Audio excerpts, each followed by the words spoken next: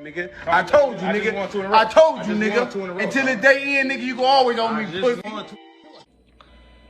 The Untouchable True School Sports Empire proudly presents something the boxing games are missing. Hey, what's going on? It's your boy BT, and I came here to talk some boxing with the thousands of True School Sports subscribers. Now, I wanted to kind of get my thoughts on the Danny Garcia versus Jose Benavidez Jr. fight because, you know, this is a fight for Danny Garcia where he's kind of, you know, sticking his proverbial toe in the water, testing out what he could do, testing the waters at 154 to see what he can do in this big division. So they didn't put him in there with a full-fledged guy who's a natural 54-pounder. They put him in there with a guy who turned pro at a lower weight class like him in Jose Benavidez Jr.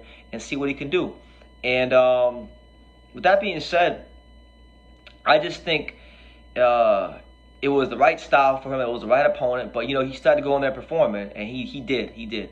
I actually liked the Danny Garcia I saw in this fight because he did a lot of things in this fight that I wanted to see him do when he was fighting at 147 against Keith Thurman and Earl Spence and Porter and these guys. You know, he was doing he was feinting a lot. Sometimes he was throw a double jab, straight right hand. Sometimes he even threw a triple jab, which I didn't know Danny Garcia could do, which is kind of cool to see. He's always been a hard guy to hit. Always been a fighter that I think has had underrated defense. And he really showed up this fight. Benavidez had a hard time setting his feet to throw punches. And then when he would set his feet, Danny Garcia did a good job slipping him off to the side and to the right and to the left and making him miss. And he pretty much boxed a shutout. I mean, Danny Garcia, I can't believe these words are about to come out of my mouth, but Danny Garcia actually boxed a virtuoso masterclass 12-round performance. Shutout. It was a shutout. Maybe you can give Benavidez a round, but no more than that. And it was the perfect way to go to, to start his campaign at 154. Now the question becomes for Danny, you know, what's next for him? Because I believe he's already ranked. I think he was ranked like, let me see, what's his ranking? WBC rankings. I think he's already ranked in the top 10 at 154. And now people are talking about, you know, what could be next for Danny Garcia. You know, does Danny Garcia wind up actually going to a title fight, you know, right next? I don't think so, because, you know, Jermell Charlo is going to fight Tim Tszyu a while from now. So, you know, don't expect that. Don't expect him to fight Jermell Charlo, because Jermell Charlo's already got a date, but it just happens to be like 7 months from now or 6 months from now. So we have to kind of wait on that. But, you know, as it stands right now, Danny Garcia is actually rated 5th. He's 5th in the WBC. So Danny Garcia getting that preferential treatment from the WBC, you know. He's already above, you know, Erickson Lubin. He's just beneath Charles Conwell at 4. So I'm thinking, honestly, guys, what I personally think is going to happen is I think Danny Garcia winds up probably getting a fight with Tony Harrison, because that's a fight that Tony Harrison's been very adamant about making happen, even before Danny Garcia was a 54-pounder. And that would be a good test for him, because Tony Harrison is a former world champion. This is a guy that's defeated Jermell Charlo before. This is a guy who's one of the most skilled fighters in the weight class. Tony Harrison, at the same time, too, is a guy that's also very chinny. Tony Harrison's a guy that has a reputation. He's infamous for fading in the back half of fights and getting stopped. So it's a fight where Danny Garcia is going to, you know, people are going to give him a bit of a chance. You know, I think both guys have their vulnerabilities, they have their strengths and the weaknesses. And I can see both of them losing that fight. So I would love to see that fight. And then I'm thinking the winner of that fight fights the winner of Tim Tszyu versus Charlo in the middle of 2023, summer of 2023. Because then, right, you have, if Charlo wins, PBC's going to want Charlo to win, because if Jermell Charlo does beat Tim Tszyu in January, then, okay, if Jermell Charlo beats Tim Tszyu and Danny Garcia beats Tony Harrison, you got a mega fight that you could put on at the Barclays Center with Jermell Charlo and Danny Garcia. Danny Garcia is a proven draw at the Barclays Center, and Jermell Charlo is the guy in the division who knows how to sell fights. So that would be a really you know, lucrative fight, I would think. And then if not, you got Tony Harrison versus Jermell Charlo, which was really one of the best rivalries boxing's produced in years. One of the only true rivalries boxing's produced in years. And it did really well on network television when they fought on Fox. So I would love to see that fight again. So I really think Danny Garcia, if you look at the way the WBC's positioned him, if you look at the way and the timing of how Jermell Charlo and Tim Tszyu, the month that they're fighting, I think it gives Danny Garcia and Tony Harrison that time to really see what's what. And then, mind you, the wild card in all this is still Sebastian Fundora. Sebastian Fundora is still a guy that, you know, has to be seen. He can't be ignored. You know, they're going to have to come see Sebastian Fundora. But if we talk about the WBC rankings, right now, I don't even see Sebastian Fundora in the rankings. Why isn't Sebastian Fundora in the rankings? Can someone let me know in the comments, why the hell is Sebastian Fundora not in the WBC rankings? Because I'm looking everywhere for him. I can't find him. But so Tony Harrison is the silver champion. He's #1 ranked.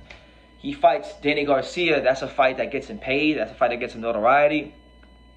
And if he wins, it positions him for the winner of Tszyu versus Charlo, which is a fight I know he'll want, because he was supposed to fight Tim Tszyu in Australia, but he didn't take the fight, so he didn't want the smoke back then. But now it'll be a chance to do it under better circumstances, So we'll see what happens. But yeah, Danny Garcia, I think what he's gonna do for the 154-pound division is, I think because he's such a name, because he's such an attraction, because he's a guy that has probably the most star power in this division, I think what that's going to do is that's going to move the needle as far as fights getting made. Guys are going to want to fight him, right? And by way of guys wanting to fight him, that will free up more guys in the division, and the other fights will get done. You know what I'm saying? So if Sebastian Fundora can't get Tony Harrison or anything like that, then Sebastian Fundora can go fight Charles Conwell, who's the US NBC champion, who's ranked #4 in the WBC. He can go fight a rematch of Lubin. There's other fights for Fundora out there besides. He can go fight Jesus Ramos, who's ranked #10 in the WBC. So I just really think what the 154-pound division's always had done a good job of getting fights done for the most part, except when Demetrius Andrade was there, because they didn't want no smoke with him at 154. But apart from like the years ago when Andrade was there, 154 has always been a division where, for the last 5 to 6 years, where most of the guys have been PBC, Al Heyman guys, all under the same umbrella, and so it's very easy to get things moving. Even though, look, I think all this side of the street bullshit is bullshit. I think if they want to make fights happen with other guys, other promoters, they can. It's really a non-issue that's been made into an issue over the years, so it's not really an issue. So if they want to fight the Madrimovs or the the Madrimovs or the Suleiman Sissokos or any of those kind of guys, guys that are with other promoters, they can make these fights happen. It's just a matter of, will they put the bullshit aside, make the fights happen. But yeah, anyway, I've been rambling. All I wanted to say was Danny Garcia performed. It was one of his best performances in years, in my opinion. It was a good, steady, solid boxing performance against a guy in Benavidez who I feel like was made to order for him, and he was. But you got to be willing to take care of business, and he did. So he's a 54-pounder now. He said he's going to put on some more muscle. And I'm fully expecting a Tony Harrison fight next. And I think that fight is going to present different challenges because, Tony Harrison is a guy that, the jab is a lot sharper than what Benavidez brought to the table. The feet are a lot quicker. He can pivot better. He's a natural 54-pounder, so he punches harder. That's a much different fight for Danny, and I'm very intrigued to see what his activity level will be like. Can he do some of the similar things he did in this fight against a guy who, with the skills, who's more of a natural 154-pounder and who's longer, like a Tony Harrison? So if that fight gets made, those are some things to consider. But you guys, let me know what you think. What did you make of Danny Garcia's performance against Jose Benavidez Jr?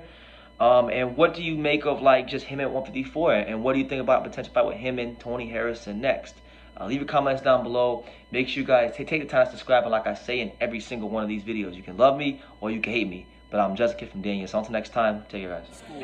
Thank you for watching True School Sports. No, follow this kid. Oh. He's a true, he's a young, true, passionate person who follows boxing. He wakes up thinking about boxing and he goes to sleep thinking about boxing. This is true. Good kid, good man, and looking forward to seeing him everywhere in the boxing world. Hey man, if you ain't subscribed to True School Sports, you fucking up, man. Make sure you subscribe, bro. Fucking up big time. Make sure, man.